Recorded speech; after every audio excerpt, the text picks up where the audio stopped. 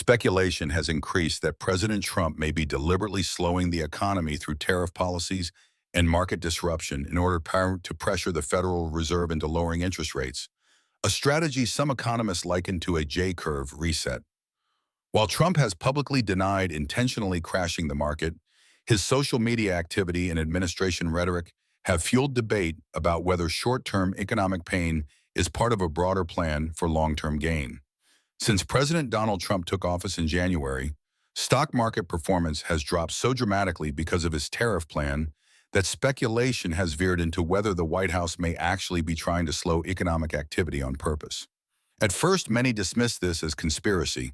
This is a president who values the stock market's opinion of him, who is an entrepreneur himself, and who campaigned on promises of a prosperous economy for Americans. However, as stocks continue to nosedive and President Trump's administration seems reasonably comfortable with that fact, analysts are beginning to wonder if the hard reset theory has some truth to it. President Trump has even hinted at the notion himself. Over the weekend, Trump reposted a video on his social media platform, Truth Social, titled "Trump is purposefully crashing the market," without adding any further comment.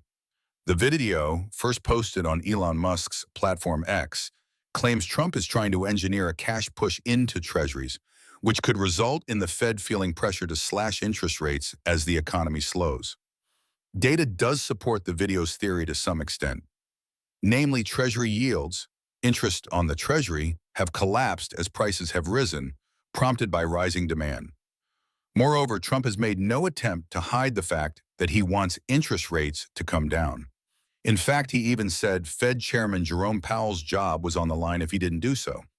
It's worth noting that the Oval Office does not have the power to fire the Federal Reserve Chairman, and Powell and the Federal Open Market Committee, FOMC, are federally mandated to act independently of the government.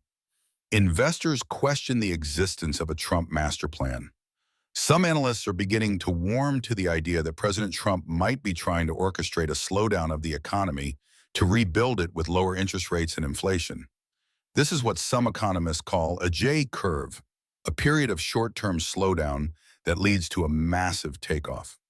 I don't think the administration is aiming for a bear market or a sharp economic recession. Kevin Ford, FX and macro strategist at Convera, told Fortune last week. But if deflating financial asset bubbles is the price to pay, it seems like they're willing to take the heat. Their rhetoric feels unified. Trump, Lutnick, Besant, they're all aligned on the message of short-term pain. If the goal is a J-curve economic trajectory, where a hard reset shocks the system to cool down the economy, it doesn't look like a recession is the endgame.